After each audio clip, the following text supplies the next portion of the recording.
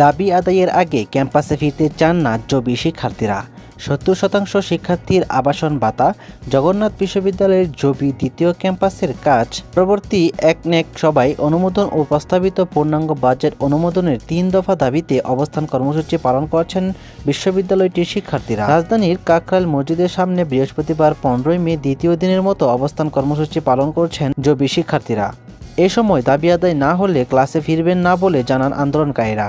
অন্যদিকে আরও কঠোর আন্দোলনের হুঁশিয়ারি দিয়েছেন বিশ্ববিদ্যালয়ের শিক্ষকরাও। শিক্ষার্থীরা বলেন, যেহেতু রাজপথে এসেছি, দাবি আদায় না করে আর ক্যাম্পাসে ফিরতে চায় না, এমনকি কোনো প্রতিশ্রুতিতে ক্যাম্পাসে ফিরবেন না বলেও হুঁশিয়ারি দিয়েছেন আন্দোলনকারীরা। এদিকে বুধবার রাতে সরকারের ঊর্ধ্বতনদের সাথে বৈঠকে কোনো ইতিবাচক সাড়া না পাওয়ার কথা জানান বিশ্ববিদ্যালয়ের শিক্ষক সমিতির সাধারণ সম্পাদক অধ্যাপক মোহাম্মদ রইসুদ্দিন। তিনি বলেন, দাবি পূরণ না হলে সারা দেশে ছড়িয়ে পড়বে আন্দোলন। এর আগে বুধবার সকালে ৩ দফা দাবি নিয়ে প্রধান উপদেষ্টার বাসভবন যমুনা অভিমুখে লং মার্চ করেন জগন্নাথের শিক্ষার্থীরা। এ সময় পুলিশের বাধার মুখে কাকরাইল মোড়ে অবস্থান নিয়ে দিনভর আন্দোলন করেন ছাত্র শিক্ষকেরা।